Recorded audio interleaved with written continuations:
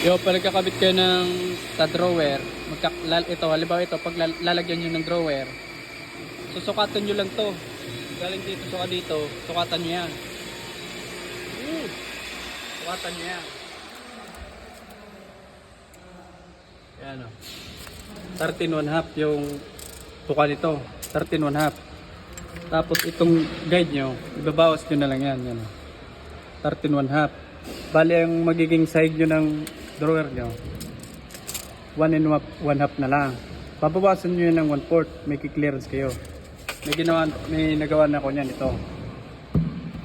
Then, may clearance siya. Bali ito 12 1/2 lang, 12 1/4 lang ito.